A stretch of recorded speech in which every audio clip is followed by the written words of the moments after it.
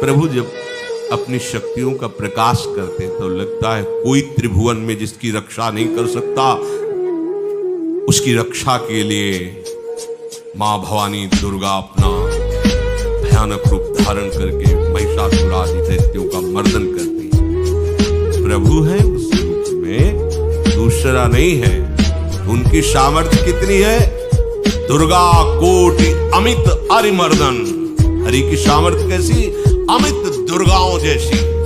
1 करोड़ अरब नहीं, अमित दुर्गाओं जैसी दुष्टों का मर्दन करने की सामर्थ्य। अमित आह नहीं कि कितनी सामर्थ्य है। एक दुर्गा रूप में जब हरि प्रकाशित होते हैं तो त्रिभुवन में कोई सामने खड़ा होने वाला नहीं होता। मां भवानी जिस समय अपने स्वरूप में आती, किसी की ताकत नहीं है। ये शुंभ निशुंभ इतने बलवान दैत्य थे, त्रिभुवन में कोई इनका बाल बांका भी नहीं कर सकता। स्मरण किया समस्त देवताओं ने तो भगवान से ही शक्ति का प्रादुर्भाव हुआ। इतना सुंदर रूप मां भगवती का। शुंभ निशुंभ के पार्षद घूमते रहते थे, उन्होंने देखा, जाके बताया कि आपके महल में जितनी सुंदरियां उसकी दासी बनने योग्य भी नहीं, ऐसी सुंदरी का हमने दर्शन किया। बोले मेरा जाके परिचय बताओ। बोले ऐसा नहीं लगता कि आपके परिचय बताने से केवल आ जाए। तो उनका अगर ऐसा नहीं तो केश कर्षण निर्धूता गौरवा मां गरिष्यति। उसके गौरव को धूल में मिलाते हुए बाल पकड़कर घसीट कर हमारे पास लाओ। मार्कंडे उनके पार्षद गए और बताया हमारे मालिक शुंभ निशुंभ है, उनका आदेश है कि आप महल में चलो और आदर सहित, अगर आप ऐसा ना करती हैं तो मैं आपका निरादर करते हुए बाल पकड़कर घसीटते हुए ले जाऊंगा।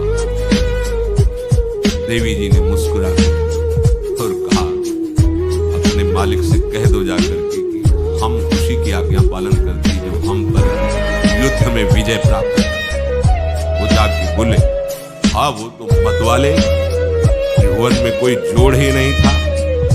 आए और उद्दंडता पूर्वक वचन बोलने लगे। माता जी ने कहा बस तब तक बोल ले जब तक मैं मधु का पान कर लूं। बस ये पान करते ही तेरी जीवन लीला समाप्त हो जाए। ऐसा ही हुआ।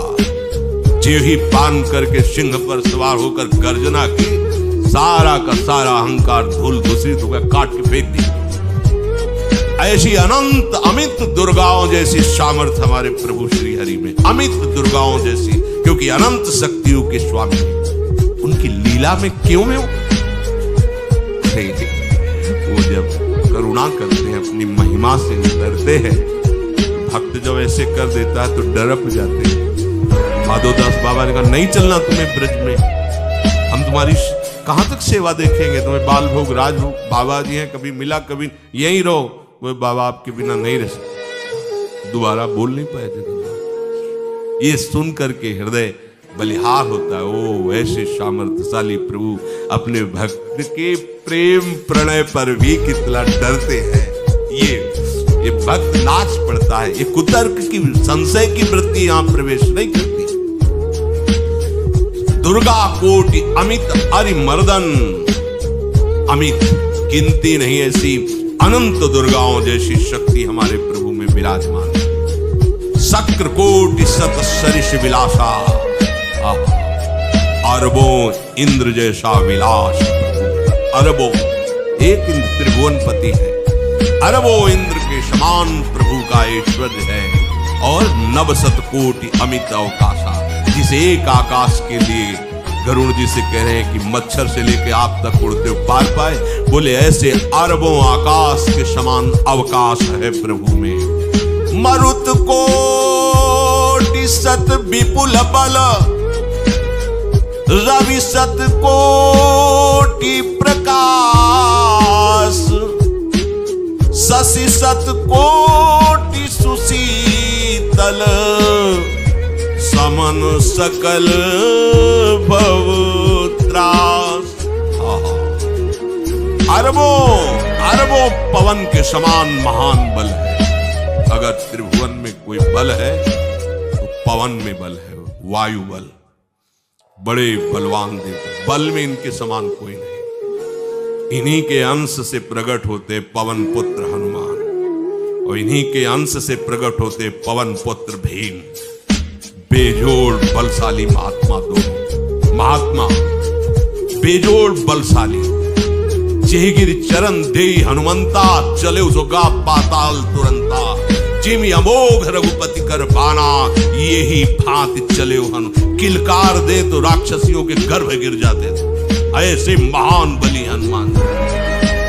और भीम का क्या है, जब ये देव पुष्प उड़ करके आया और द्रौपदी जी को दिया गया, द्रौपदी जी ने कहा इसका जोड़ होना चाहिए इस पुष्प का।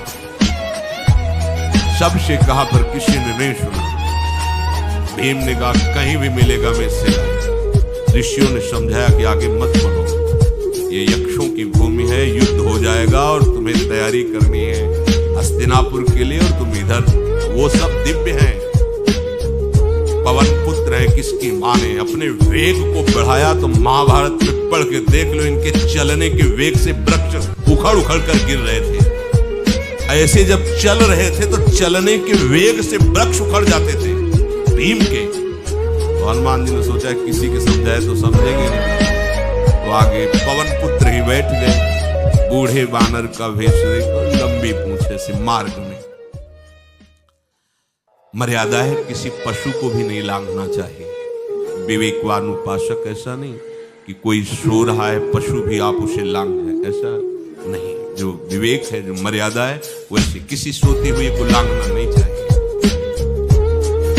उन्होंने कहा है वृद्ध बानर, ये अपनी पूंछ हटा ले और मार्ग दे दे, इस समय मैं विशेष कार्य के लिए जा रहा हूं। उनका जब कही दिया है वृद्ध, तो आप समझ ही रहे होगे कि वृद्ध में क्या ताकत होती है। अब मेरी ताकत पूंछ हटाने की नहीं रह गई है, आपने तो वृद्ध ही कह दिया है, तो आप समझ रहे हो ना, आप पूंछ हटा लीजिए। हमारी आज्ञा की अवहेलना करें, ऐसे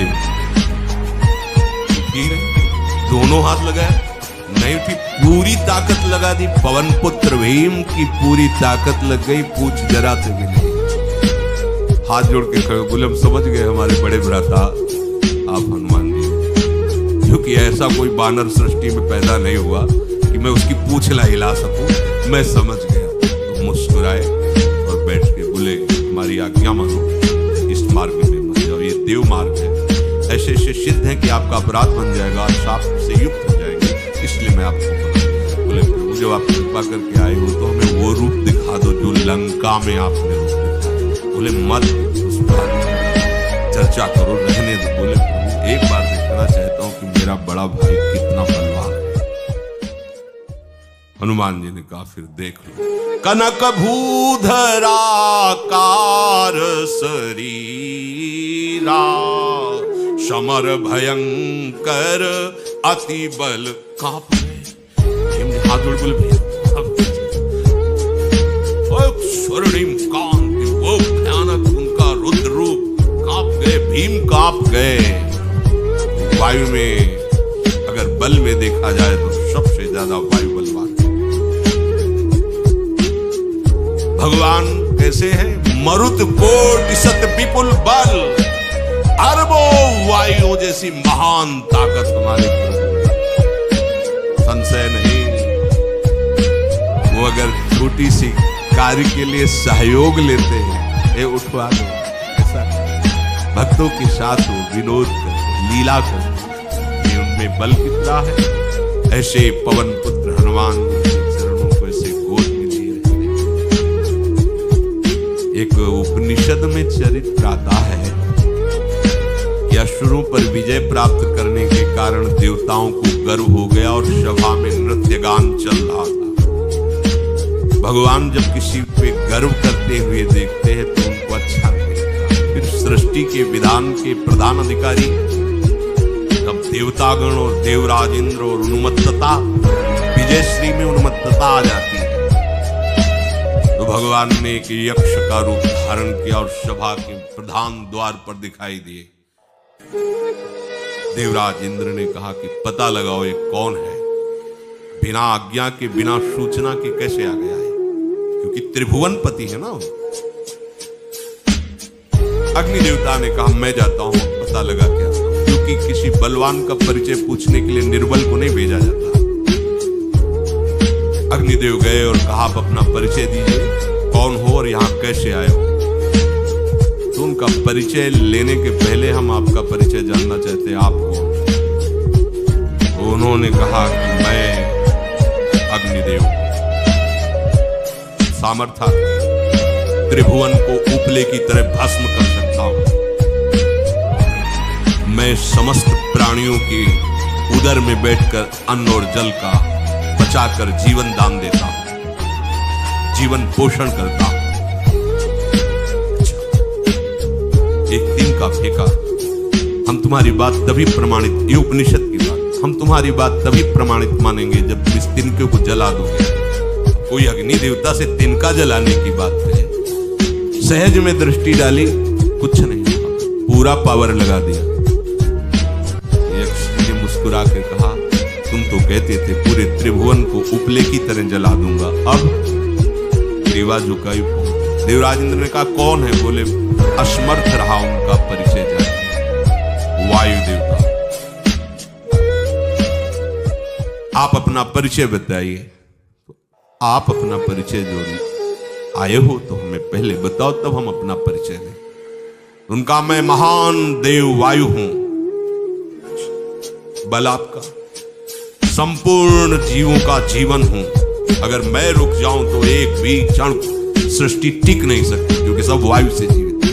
और मैं पूरे ब्रह्मांडों को तिनके की से उड़ा सकता हूं। ये तिनका उड़ाओ। पूरी ताकत लगा दी वायु देवता ने, तिनका ने। ग्रीवा झुकाई, वापस। अब देवराज इंद्र उठे, जेहू नजदीक पहुंचे यक्ष अंतर्धाम और देखा साक्षात ब्रह्म विद्या दूर से मूर्तिमान और डांट लगाई कि तुम उनसे संभाषण करने योग्य भी नहीं हो, क्योंकि तुम सबसे बड़े सिंहासन पर बैठे हो और अहंकार करते हो। तुम्हारे देवता सब सामर्थ्यहीन है, एक तिनका भी अग्नि नहीं जला सका, एक तिनका भी वायु नहीं उड़ा सका। अरे जिनकी शक्ति से शक्तिमान वो भगवान स्वयं आए हुए थे, कांप गए। अहंकार मत करो, जाओ। भगवान के बल से तुम विजयी हो, देवताओं के बल से नहीं। देवताओं में जो शक्ति है वो उन्हीं के अंश से आई हुई है। अरबों वायु के समान महान बलशाली हमारे श्री हरि, अरबों सूर्यों के समान उनका प्रकाश, अरबों सूर्यों के समान प्रकाश, अरबों चंद्रमाओं के समान सुशीतलता, समस्त भयों और दुखों का नाश करने वाले प्रभु श्री हरि।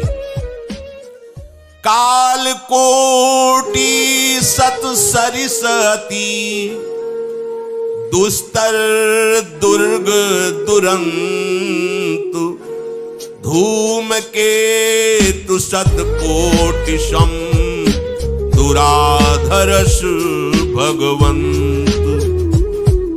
अरबों कालों की सामर्थ्य, अरब नहीं अरबों कालों की सामर्थ्य भगवान एक काल अनंत ब्रह्मांडों में तांडव मचाए रखा है। अरबों काल अमित बलशाली, अत्यंत दुस्तर, दुर्गम, दुरंत। कौन? प्रभु श्री हरि।